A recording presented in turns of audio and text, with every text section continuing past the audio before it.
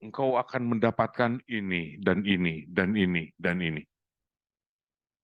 Sehingga kita saat membacanya kepada Allah Ta'ala, kita berharap pahala-pahala yang berderet itu.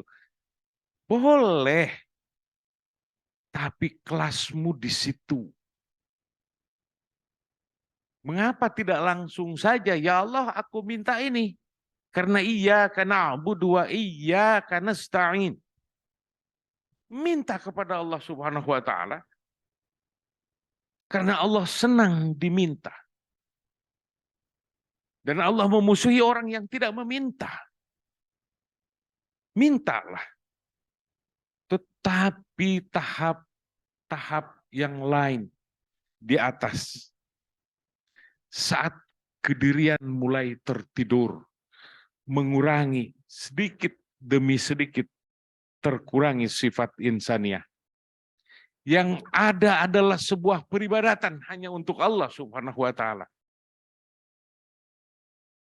Sisi ini disebut ikhlas hanya untuk Allah Ta'ala. Dan hanya pikirannya yang tertuju kepada Allah Subhanahu wa Ta'ala, yang segalanya pasti Allah akan mengaturnya, dan segalanya bukan atas dasar usahaku, ketawakalan kita juga. Jadi dua bisa kita raih sekaligus. Keikhlasan didapat, ketawakalan didapat. Bukankah ini sebuah makom-makom? Bukankah ini sebuah tahapan-tahapan yang didapat oleh seseorang? Dia tidak menilai nilainya yang berbau kedirian. Sebagian yang jahat malah ingin disebut dia ahli tasawuf. Sudah terlempar jauh itu, sudah. Memantas-mantaskan diri. Ada bahasa diri di situ, berarti kedirian. Bangkit kediriannya.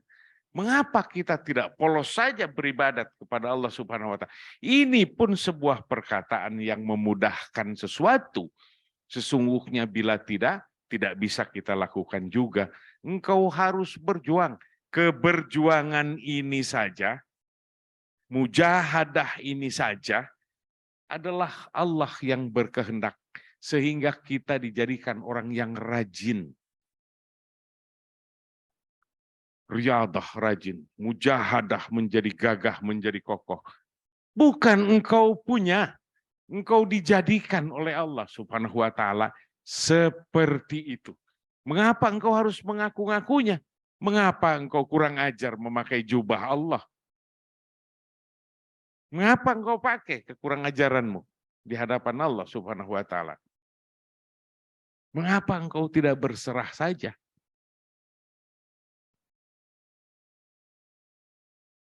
Mengapa tidak membahasakan di dalam diri lillahi ta'ala? Di sini diajar, ayo kalian merendahlah bagai bumi. Itu bahasaku. Tawaddu maslal ab. Merunduklah engkau. Karena engkau tiada berdaya yang sesungguhnya. Sangat tidak berdaya. Ini bahaya-bahaya di perjalanan yang tidak terasa. Bahkan di makom-makom yang sudah naik. Lihat ke dalam diri. Apakah ada bau keakuan di dalamnya? Apakah adabku bertambah baik? Perhatikan. Adab yang baik bagaimana? Bagaimana adab kepada sesama? Bagaimana adab kepada orang yang lebih tua daripada kita? Bagaimana adab sedang di jalan kita melihat sesuatu? Apakah engkau lontarkan cacian, kebencian, ketidaksukaan? Mengapa engkau tidak berdoa untuk memperbaikinya apabila engkau melihat sesuatu yang kurang baik? Berdoalah agar dia menjadi baik. Mengapa engkau jatuhkan cacian? Bukankah semua yang dibuat itu dari Allah Subhanahu wa Ta'ala? Lalu kita mencacinya. Lalu kita tidak sadar. Itu baru di antara. antar makhluk. Adakah makhluk hanya manusia? Tidak. Adakah binatang di sekitarmu berbahagia hidup denganmu? Terurus. Semut di sekelilingmu. Apakah mereka bahagia? Karena engkau hidup di situ. Ini bahasanya manfaat. Karena adab. Bagaimana adab kepada mursyid? Apa yang harus kulakukan? Bagaimana adab kepada para ulama? Apa yang kau harus lakukan? Apakah engkau berani malah kurang ajar kepada wasilah ini? Ini tali wasilah.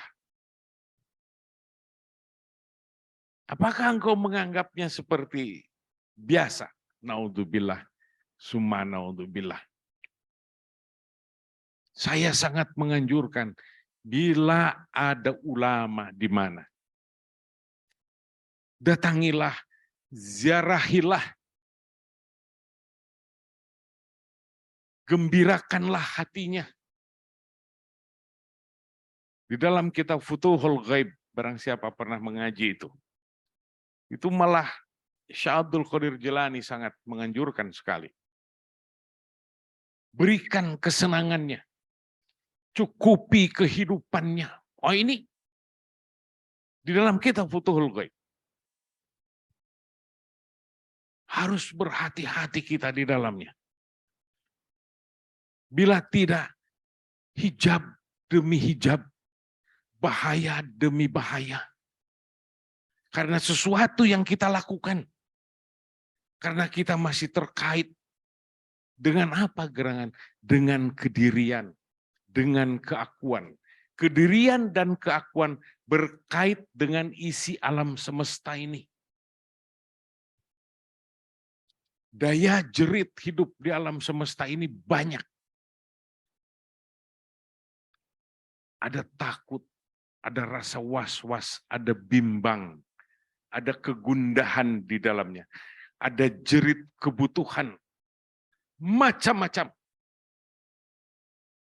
Adakah engkau memintanya kepada Allah Subhanahu wa Ta'ala? Ini harus berhati-hati agar kita tidak memasuki lorong-lorong bahaya itu. Agar kita disiplin di dalam diri. Larinya agama ini untuk adab.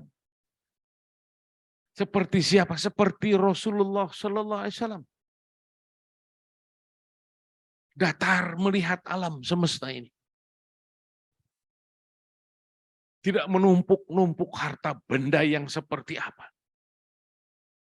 Tidak berat di dalam dada. Bagaimana akhlak kita mau menjadi baik? Bagaimana kenyamanan dan ketenangan di dalam kehidupan akan didapat? Bila engkau masih hanyut di dalam isi alam semesta ini, sebuah pertanda kedirian masih ada. Para sahabat sekalian, inilah dia salah satu bahaya-bahaya di dalam setiap tahapan. Kemarin pun kita bercerita tentang bahaya-bahaya itu, tetapi di level yang lebih jauh, karena itu sudah menyangkut tentang kebersatuan dengan macam-macam itu, terlalu jauh. Pengalaman-pengalaman ruhani. Bila ada itu Allah memperlihatkannya, dimensi-dimensi yang lain. Para sahabat sekalian, sesungguhnya biasa Allah memperlihatkannya kepada orang-orang yang sangat patuh kepada Allah Subhanahu wa Ta'ala. Tetapi menjadi tidak biasa bagi kita. Lalu kebanggaan. Kebanggaan ini adalah kedirian. Lalu menceritakannya kepada orang lain, kebanggaan dengan kebanggaannya. Bukan sebagai percontohan-percontohan yang harus diikuti oleh orang lain. Bukan manfaat yang diberikan kepada orang lain, agar orang lain menjadi ahli ibadah. Dan kita yang mengajaknya malu juga. Berbicara banyak tetapi dia tidak ibadat sekokoh-kokoh ibadat. Ini dia para sahabat sekalian. Seluk-beluk tasawuf itu soal kesucian dan soal surgawi, jannah itu tidak murah. Tidak hanya bisa dibaca di dalam buku, lalu menilai orang lain atau seperti apa. Bukan itu. Mengurus penyakit hati yang terkecil pun tidak ada kemampuan. Semoga kita tidak dijadikan orang yang seperti itu. Semoga Allah memberikannya semangat yang besar di dalam peribadatan ini. Dan selalu mohon pertolongan kepada Allah Subhanahu wa Ta'ala. Dan kita diberikan jalan yang lurus.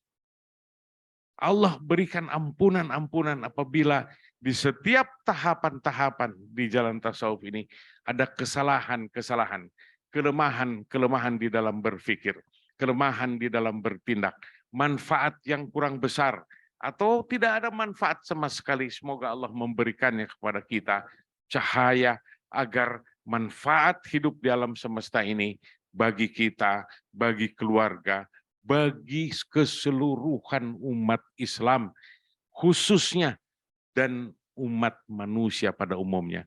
Amin ya Allah ya Rabbal Alamin.